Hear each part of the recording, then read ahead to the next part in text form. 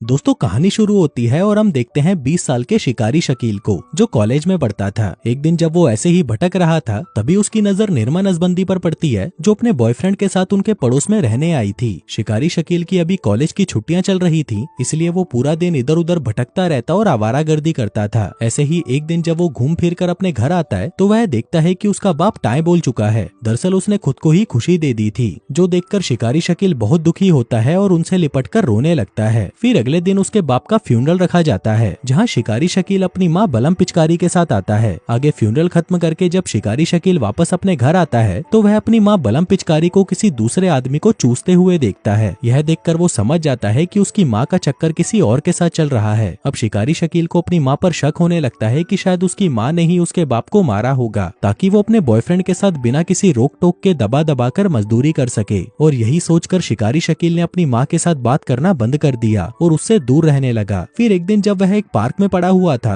तभी उसकी नजर निर्मा नसबंदी पर जाती है। निर्मा नसबंदी इतनी खूबसूरत थी कि शिकारी शकील उससे अपनी नजरें तक नहीं हटा पाता और वह उसके पास आकर उससे बातें करने लगता है। वो निर्मा नसबंदी से उसका नाम पूछता है और उसे बताता है कि मेरा नाम शिकारी शकील है। अब क्योंकि वो निर्मा नसबंदी से कुछ ज्यादा ही चिपक रहा था, इसलिए निर्मा नसबंदी टट्टी जाने का बहाना लगाकर वहाँ से खिसक लेती है। लेकिन अगले दिन शिकारी शकील घूमता फिरता फिर से निर्मा नसबंदी से मिलने उसके घर पहुँच जाता है, ताकि वो उससे बातें कर सके। वो कई बार उसका दरवाजा खटखटाता है, लेकिन निर्मा नसबंदी दरवाजा नहीं खोलती। पर अपना शिकारी शकील भी हार नहीं मानने वाला था। वो घर के पिछले हिस्से से घर के अंदर आने की कोशिश करता है, लेकिन उसे वहाँ पर भी कोई नहीं दिखाई देता। पर तभी उसकी नजर एक दरवाजे पर पड़ती है जो खुला हुआ था, जिसके बाद शिकारी शकील घर के अंदर आ जाता है। वो निर्मा नसबंदी को ढूंढते ढूंढते कमरे के अंदर आता है। तभी वहाँ पर वो देखता है कि निर्मा नसबंदी ने एक आदमी को बांध कर रखा हुआ है और वो एक चाबुक से उस आदमी के पिछवाड़े पर सपाटे मार रही है, जिससे उस आदमी को भी बहुत मजा आ रहा था। वहीं शिकारी शकील की ये देखकर फट जाती है। अब इससे पहले कि वो वहाँ से बाहर निकलता, निर्मा नसबंदी उसे देख लेती है, लेकिन तभी शिकारी शकील अपने पिछवाड़े का पूरा जोर लगाकर वहाँ से भाग निकलता है। निर्मा नसबंदी भी उसे रोकने के लिए उसके पीछे भागती है, लेकिन तब तक शिकारी शकील वहाँ से जा चुका था। फिर थोड़ी देर बाद निर्मा अच्छे से तैयार होकर बाहर आती है। हम देखते हैं कि शिकारी शकील अभी भी उसके घर के बाहर ही खड़ा था और वह छुपकर उसे देख रहा था। तभी निर्मा वहाँ से आगे जाने लगती है और शिकारी शकील उसका पीछा करने लगता है। जल्दी ही निर्मा एक कैफे में चली जाती है और शिकारी शकील वहाँ से अपने घर चला जाता है। फिर अगले दिन वो फिर से निर्मा नसबंदी के घर जाता है, लेकिन इस बार निर्मा उसे पकड़ लेती है। वो उसे कहती है कि बहन के दीने आज के बाद यहाँ पर दिख मत जाइयो। शिकारी शकील उसे समझाता है कि दीदी मैं तो यहाँ पर अपनी साइकिल लेने आया था, जो सुनकर निर्मा नसबंदी उसे अंदर जाने देती है, जिसके बाद वो अपनी साइकिल उठाकर वहाँ से चला जाता है। थोड़ी देर बाद शिकारी शकील फिर से निर्मा के घर पर आ जाता है। वो उस घर में से एक आदमी को बाहर निकलते हुए देखता है, जिसका नाम पप्पू मलेरिया था और वो निर्मा नसबंदी का दोस्त था। आगे पप्पू मलेरिया के वहाँ से जाने के बाद शिकारी शकील भी अपने घर पर आ जाता है। फिर उसी रात वो एक सपना देखता है। उस सपने में निर्मा नसबंदी वही चाबुक लेकर खड़ी थी। तभी शिकारी शकील उसके पास आता है और उसके खेत में खटर खटर खटर खटर अपना ट्रैक्टर चलाना शुरू कर देता है। फिर अगली सुबह शिकारी शकील फिर से निर्मा के घर पर पहुंच जाता है। उस वक्त निर्मा अपने घर पर नहीं होती, इसलिए शिकारी शकील उसके घर में घूम घूम कर उसकी चीजें देखने लगता है। उधर दूसरी तरफ हम निर्मा नसबंदी को देखते हैं, जो एक पार्क में बैठी थी। वो अपने घर पर बोर हो गई थी, इसलिए वो यहाँ पर टाइम पास करने आ गई। फिर कुछ देर तक ऐसे ही टाइम पास करने के बाद जब निर्मा वापस अपने घर जाती है, तो वह अपने कमरे में शिकारी शकील को देखती है, जिसने खुद को बांध रखा था। वह निर्मा से कहता है कि चलो अब मेरी गिन पर सपाटे मारो, जैसे तुम अपने दोस्त को मार रही थी। लेकिन निर्मा उसे ऐसा करने से मना कर देती है। अब काफी देर तक समझाने के बाद भी जब शिकारी शकील नहीं मानता, तो निर्मा नसबंदी अपना चाबुक उठाती है और उसके पिछवाड़े पर सपाटे मार मार कर उसका पिछवाड़ा लाल कर देती है। फिर रात में जब शिकारी शकील वापस अपने घर आता है, तभी उसकी माँ बलम पिचकारी की नजर अपने बेटे पर पड़ती है, जिसकी पीठ लाल हो रखी थी, जैसे कि किसी ने उसे कुत्ते की तरह मारा हो। बलम पिचकारी उससे पूछती है कि बेटा क्या हुआ, तुम्हें किसी ने मारा है क्या? लेकिन वो उससे सीधे मुंह बात नहीं करता और वहाँ से चला जाता है। अगली सुबह शिकारी शकील फिर से निर्मा के घर पहुँच जाता है। निर्मा उससे पूछती है कि कल तुमने वो हरकत क्यों की, क्या तुम्हें मार खाने का शौक है? शिकारी शकील कहता है कि मेरी माँ की वजह से मेरे बाप ने अपनी जान दे दी। मैं अपने बाप से बहुत प्यार करता था, लेकिन उनकी मौत के बाद मैं टूट सा गया हूँ। मुझे लगा कि शायद तुम मुझे मारोगी तो मेरा दुख थोड़ा कम हो जाएगा, इसलिए मैंने तुम्हें मुझे मारने के लिए कहा था।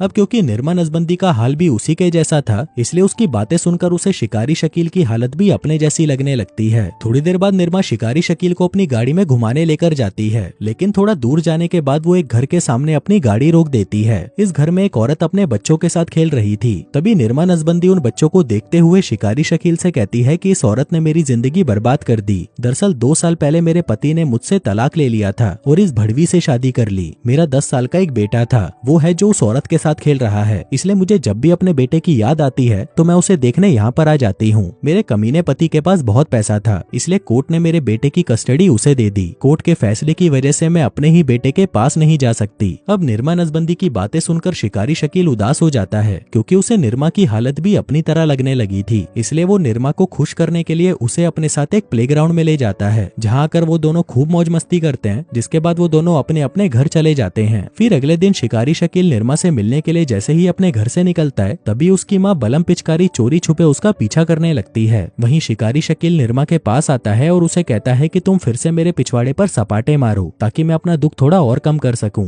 वहीं निर्मा नसबंदी उसकी बात मानकर अपना चाबुक उठाती है और उसके पिछवाड़े पर सपाटे मारने लगती है। हम देखते हैं कि शिकारी शकील को मारते हुए निर्मा अपने पति को याद करती है, जिससे वो बहुत नफरत करती थी, क्योंकि उसने उसका बेटा उससे छीन लिया था। इसी वजह से वह किराए पर आदमियों को अपने घर पर बुलाती थी और उन्हें पीट कर अपना गुस्सा शांत करती थी। वहीं शिकारी शकील को भी मार खाना अच्छा लगने लगा था, जबकि निर्मा को तो उसे मारते हुए बहुत अच्छा लग रहा था। कहा जा सकता है कि वो दोनों एक दूसरे की जरूरतों को पूरा कर रहे थे। आगे कुत्ते की तरह मार खाने के बाद शिकारी शकील जैसे ही अपने घर वापस आता है, तभी पीछे से बलम पिचकारी निर्मा नसबंदी के घर पहुंच जाती है। वो गेट के बाहर ही निर्मा नसबंदी को कहती है कि मैं शिकारी शकील की माँ हूँ, मुझे पता है कि तुम 40 साल की एक भड़वी औरत हो। मेरा बेटा पूरे दिन घर से गायब रहता है और शायद वो तुम्हारे घर ही आता है, लेकिन मुझे ये समझ नहीं आ रहा कि एक 40 साल की बुढ़िया की गुलाबी में ऐसा क्या जादू है कि मेरा बेटा रोज तुम्हारी पिंकी बजाए बगैर रह नहीं पाता। मैं तुम्हें बता दूं कि शिकारी शकील तुमसे बहुत छोटा है, इसलिए तुम उससे दूर रहो, वरना मैं तुम्हारी पुलिस में कंप्लेंट कर दूंगी। अब बलम पिचकारी की ये बात सुनकर निर्मा नसबंदी उदास हो जाती है, क्योंकि अब वो भी शिकारी शकील को पसंद करने लगी थी। फिर कुछ देर बाद जब शिकारी शकील वापस निर्मा के घर पर आता है, तब निर्मा उससे सारे रिश्ते तोड़कर उसे वहाँ से चले जाने को कहती है। वहीं शिकारी शकील गुस्से में आकर वहाँ पर तोड़फोड़ करने लगता है। दरअसल वो निर्मा से जानना चाहता था कि अब वो उसका औजार क्यों नहीं लेना चाहती। वहीं उसका ये गुस्सा देखकर निर्मा भी हैरान रह जाती है। फिर थोड़ी देर बाद जब शिकारी शकील का गुस्सा शांत होता है, तब निर्मा उसके पास आती है, जिसके बाद वो दोनों घर के अंदर आ जाते हैं। लेकिन निर्मा यहाँ पर उसे बलम पिचकारी के बारे में कुछ नहीं बताती, बल्कि वो उसे कहने लगती है कि तुम्हारा औजार ही इतना बड़ा है कि मैं उसे झेल नहीं पा रही, इसलिए मैंने तुमसे रिश्ता तोड़ने को कहा। अब ये सुनते ही शिकारी शकील उसे दबोच लेता है और उसे वहीं पर घोड़ी बना देता है। थोड़ी देर बाद निर्मा का दोस्त पप्पू मलेरिया भी उसके घर पर पहुंच जाता है। वो जैसे ही अंदर आता है, उसे देखकर निर्मा और शिकारी शकील अपने कपड़े ठीक करने लगते हैं। लेकिन उन दोनों की हालत देखकर पप्पू मलेरिया समझ चुका था कि उन दोनों ने पलंग तोड़ मजदूरी करी है। तभी वो निर्मा से पूछता है कि तुमने उस लड़के का क्यों लिया, जिस पर निर्मा कहती है कि वो मुझे पसंद है। पप्पू मलेरिया पूछता है कि फिर मेरा क्या होगा, अब तुम्हें उसके साथ साथ मेरा भी लेना होगा, नहीं तो मैं शिकारी शकील की माँ को सब कुछ बता दूंगा। जो कहकर वो निर्मा नसबंदी को दबोचने की कोशिश करता है, पर तभी शिकारी शकील वहाँ पर आकर पप्पू मलेरिया को रोकने लगता है। वहीं निर्मा किसी तरह बचकर अपने कमरे में भाग जाती है, जबकि वहाँ पप्पू मलेरिया शिकारी शकील की पिटाई करने लगता है। पर तभी निर्मा अपना चाबुक लेकर बाहर आती है और उन दोनों से कहती है कि भीसड़ी वालों निकलो मेरे घर से। जो देखकर शिकारी शकील अपनी साइकिल उठाता है और वहाँ से निकल जाता है। फिर उसी रात बलम पिचकारी शिकारी शकील को सब कुछ बता देती है कि आज सुबह मैं निर्मा नसबंदी के घर गई थी, जिसके साथ ही वो उसे समझाने लगती है कि वो तुमसे उम्र में काफी बड़ी है और उसने घाट घाट का पानी पी रखा है। उसकी तितली का तो पता नहीं कितने लोगों ने चमगादड़ बनाया होगा, इसलिए तुम दोनों का साथ में कोई फ्यूचर नहीं है। हम देखते हैं कि शिकारी शकील को भी बलम पिचकारी की बातें ठीक लगती है, जिसके बाद वो वहाँ पर फूट फूट कर रोने लगता है। फिर अगली सुबह जब वो नींद से जागता है, तो वह अपने सामने निर्मा को देखता है। उसे अपने घर पर देखकर वो हैरान था। तभी निर्मा उसके पास आती है और उसे बताने लगती है कि मुझे दूसरे शहर में एक नौकरी मिल गई है, इसलिए मैं वहाँ पर जा रही हूँ। हम दोनों के बीच में जो कुछ भी हुआ तुम उसे भूल जाना। मुझे भरोसा है कि जल्दी ही तुम्हें एक ऐसी लड़की मिलेगी जो तुम्हें बहुत प्यार करेगी। साथ ही वो उसे बताती है कि मैंने पप्पू मलेरिया से दोस्ती तोड़ दी है, लेकिन तुम हमेशा मेरे दोस्त रहोगे। जिसके बाद निर्मा नसबंदी उसे छोड़कर हमेशा हमेशा के लिए वहाँ से चली जाती है। अब उसके जाने पर शिकारी शकील को दुख तो होता है, लेकिन बाद में वो समझ जाता है कि अब उसे अपने फ्यूचर पर ध्यान देना चाहिए। फिर कुछ दिनों बाद शिकारी शकील का कॉलेज भी शुरू हो जाता है, जहाँ पर वो अपनी जिंदगी पहले की तरह जीने लगता है। वो समझ चुका था कि उसकी और निर्मा की उम्र में बहुत फर्क है, इसलिए वो दोनों कभी एक साथ नहीं हो सकते। जिसके साथ ही उसे पता चलता है कि उसकी माँ का कोई अफेयर नहीं चल रहा था। उसके बाप पर बहुत ज्यादा कर्जा था, जिसके चलते उसने अपनी जान ले ली। अब ये सब जानने के बाद शिकारी शकील बलम पिचकारी के साथ पहले की तरह खुश रहने लगता है और उन दोनों के बीच में सब कुछ ठीक हो जाता है। और दोस्तों, इसी के साथ ही ये कहानी यहीं खत्म हो जाती है।